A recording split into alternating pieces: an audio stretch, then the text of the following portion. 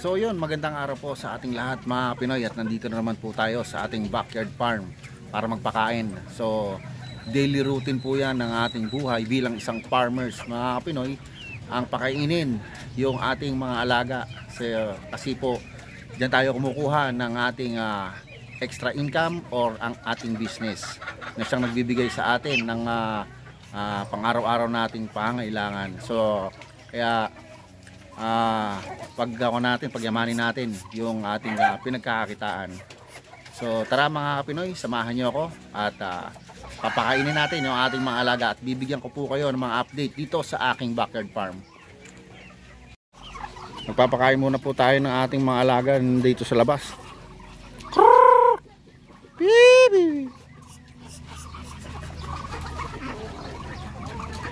Yan, hapon na kasi mga Pinoy, kaya yan. Bibigyan na tayo muna. Sila yung una naming pinapakain dito mga Pinoy. Itong mga nasa labas para hindi sila nangungulit. Yan kasi nanunuka ng paa yung mga bibi natin na yan. Pag di sila nabigyan agad ng pagkain, so kailangan mabibigyan natin sila agad ng pagkain.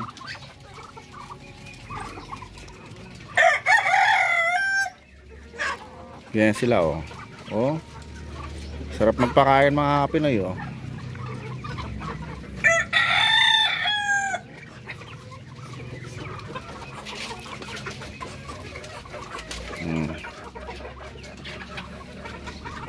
Mais po yan tsaka pids yung pinapakain ko na yan mga Pinoy. May mga crack corn.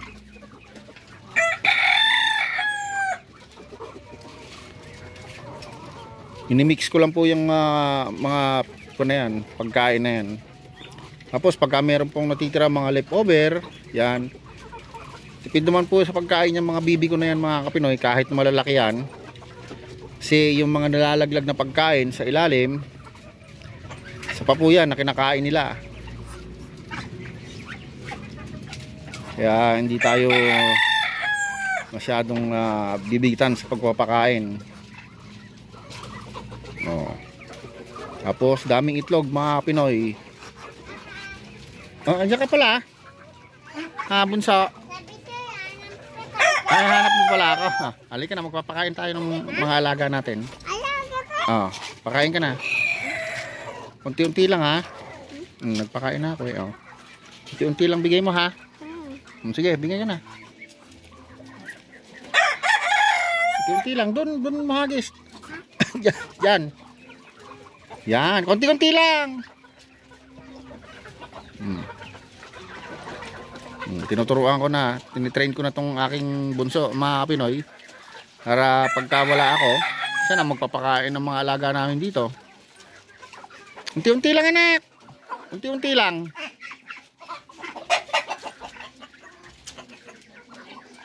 Yun o, dami niya magbigay ng pagkain eh. Kaya yung mga bibe, yan, sa yung mga manok busog na. Kaya pag siya nagpapakain, bundat yung mga bibi natin mga Pinoy. Talagang solve sila. Binibigay ko kasi ng okay na anak. Oh. Diba? Dito lang yung mga Pinoy sa paanan ko. Oh, ayan oh. Yan lang sila oh.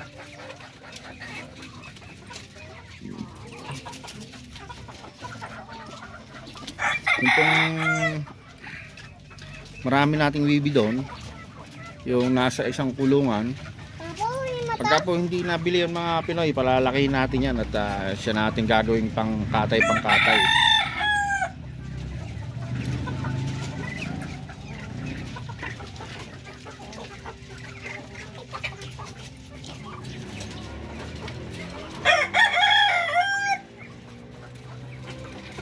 Pangkatay natin, marami na naman.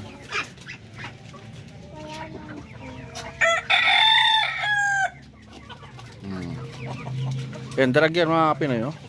Nakawala yan, hindi ko na mahuli. Mailap na sa kwan, pero pag pinapakain yan, nakalapit naman siya, pero mahirap siyang hulihin mga Pinoy. Yan oh. Yan yung barako namin malalaki mga Pinoy oh.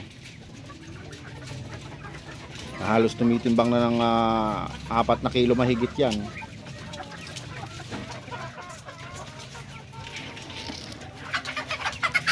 Yan, bibe, manok, yan po ang mga alaga natin dito mga Pinoy.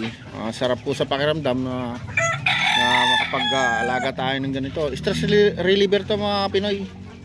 Kaya naman talagang kahit na nagagastusan tayo, nababawi naman po natin yan sa kanilang mga sisiw. Pag nakapagsisiw na po, yan, nakabawi naman tayo dyan. Masya rin nating pinambibili ng mga pagkain nila.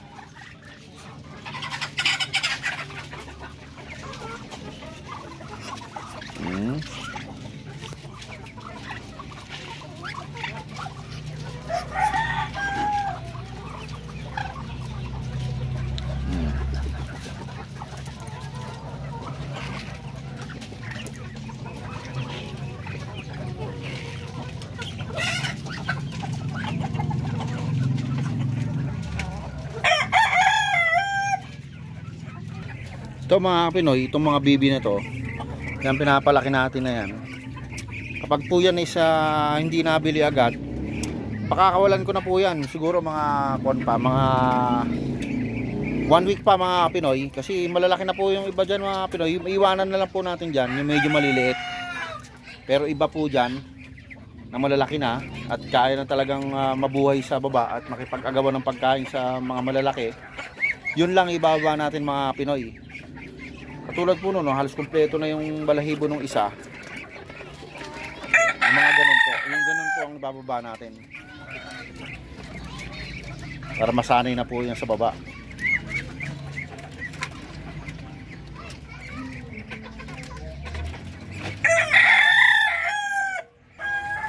So, business purposes po mga Kapinoy. Kaya po tayo nagdagdag ng ating mga alaga, mga darag. Dati po mga Pinoy is lang, pang consuming lang sana yung gagamitin ko rito at gagawin ko rito sa ating mga darag.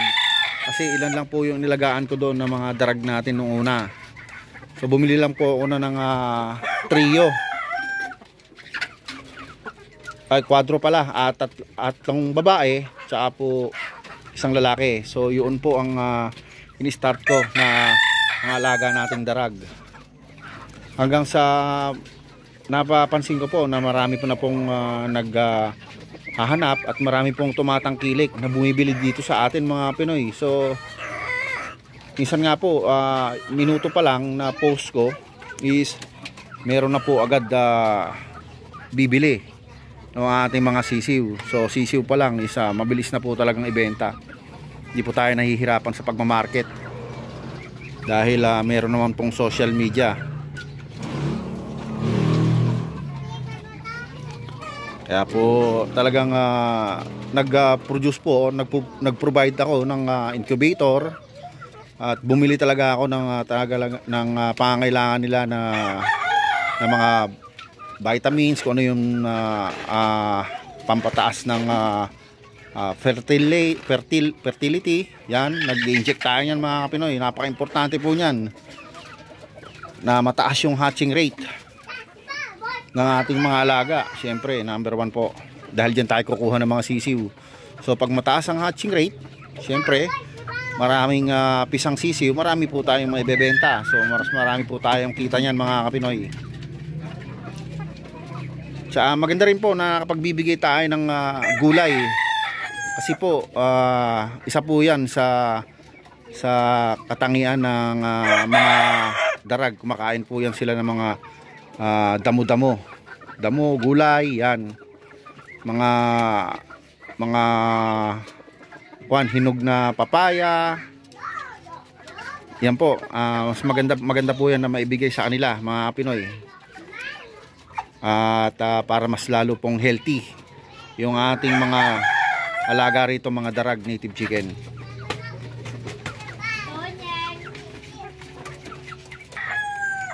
Dahil dito sa business na to mga Pinoy, nagdagdag po tayo nag-invest tayo. Talagang nag-provide tayo ng mga kulungan. Siyempre, number 1 po yan. Tsaka po incubator para po sabay-sabay ang pisa ng mga ating mga itlog po ng ating mga darag.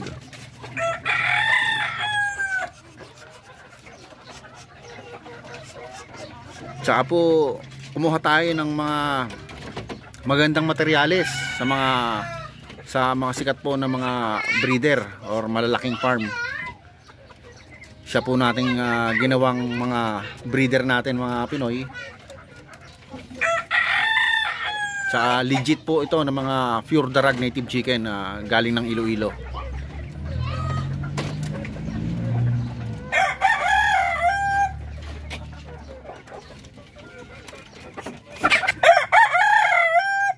So kaya mga Pinoy, pagka pambisis na ganito, kailangan marami tayong breeder. Kasi po, kaya po ako nagdagdag kasi nabibitin tayo ng supply sa dami po ng gustong bumili.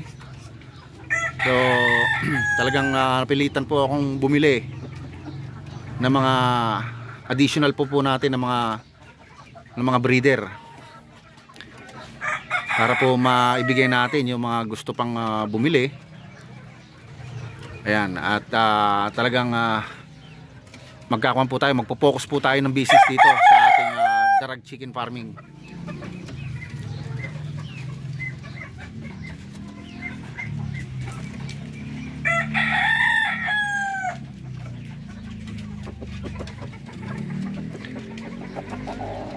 Kaya sa mga gusto pong mag-umpisa, simulan nyo po muna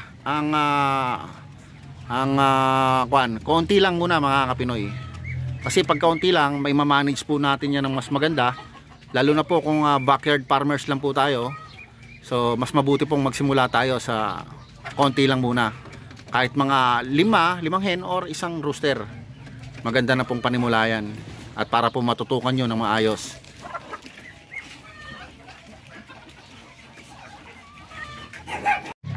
So yun mga Kapinoy, at hanggang dito na lang muna po ang vlog natin for today. At shout out po sa ating mga OFW, saan man po kayong panig ng mundo. Don't forget to subscribe and hit nyo na rin po ang notification bell para palagi po kayong updated sa ating pang mga susunod na video.